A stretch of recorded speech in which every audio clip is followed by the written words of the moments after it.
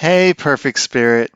I hope you're having an amazing day, taking good care of yourself, celebrating life, creating that transformation, that miracle right here, right now. If you're new to my channel, welcome. My name is Sam, and they do call me the Miracle Man. Some call me Head Trash Baba. I hope you'll get rid of this noise up here, this head trash. It says you're not good enough, not worthy. There's beliefs, opinions that are not serving you. So we need to get all this stuff out of the way and bring the body back into balance, back into harmony by knowing that we are perfect spirit. When we know perfect spirit, the health ailments may just go away like they did for me, like the MS bipolar went away when I knew myself as perfect spirit. Those ailments no longer had power over me. There was no more story attached to it. And that's the thing with ailments. When you really give it labels and attach to it, like I'm bipolar, I have this, it makes it sticky.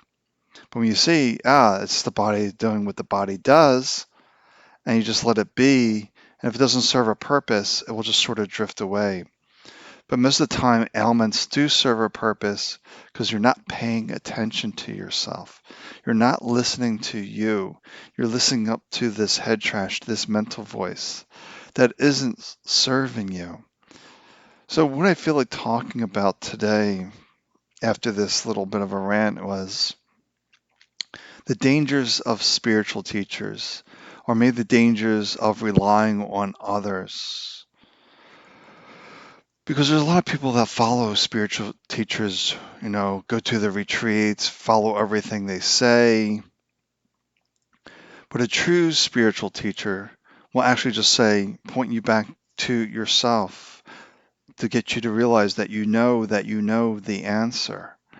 And like Deepak Chopra, when you ask him a question, he'll tell you to go meditate, because he knows the answer is within you.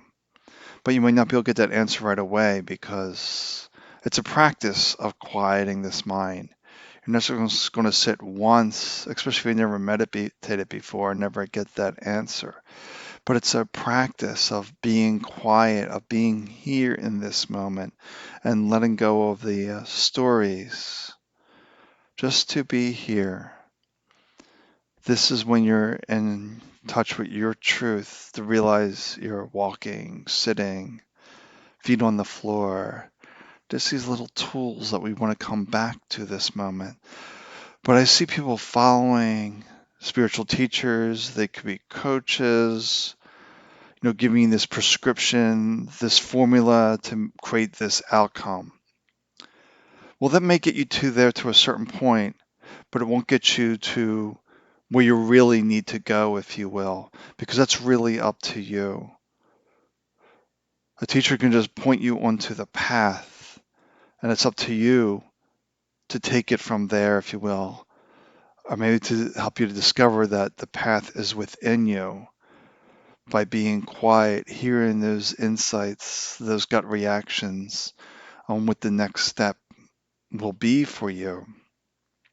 No one can say for certain what is best for you, just some suggestions.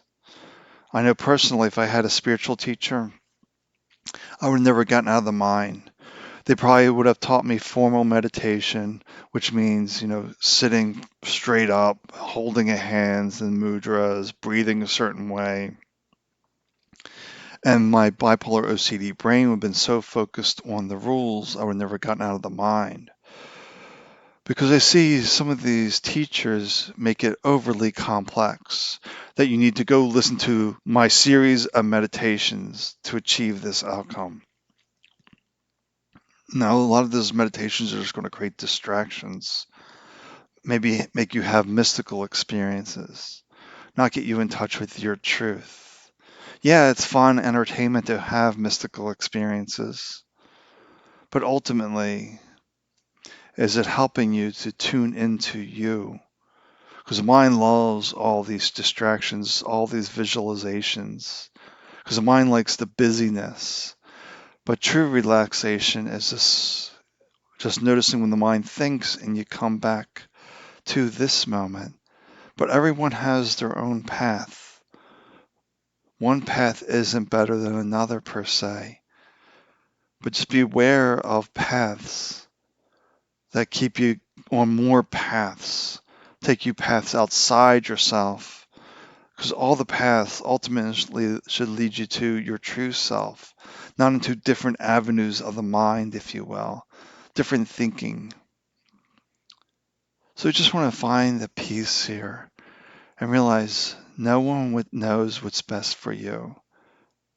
And I think it's great when Adyashanti said in one of his talks is, don't believe what I say, I'm lying to you.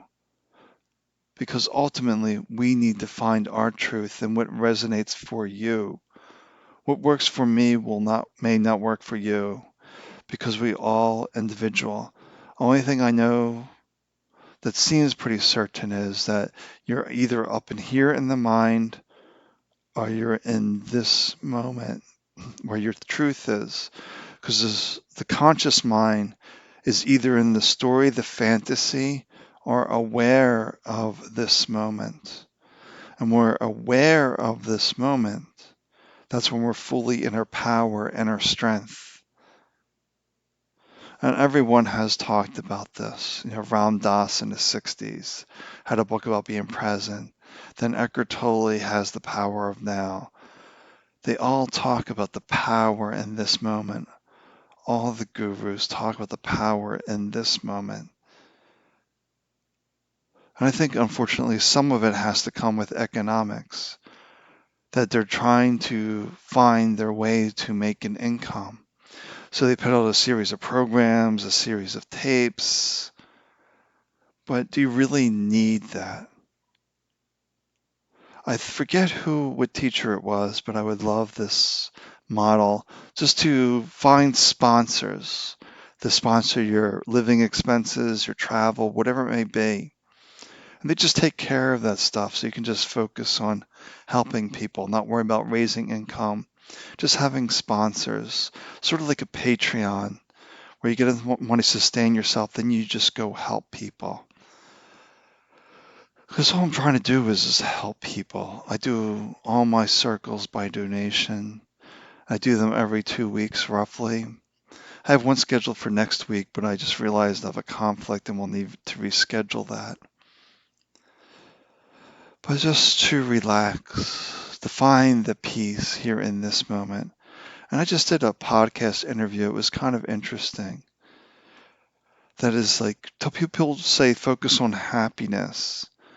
Well, happiness always has conditions on it. People don't see that within them is the natural happiness, if you will. There's always conditions. But instead, focus on peace.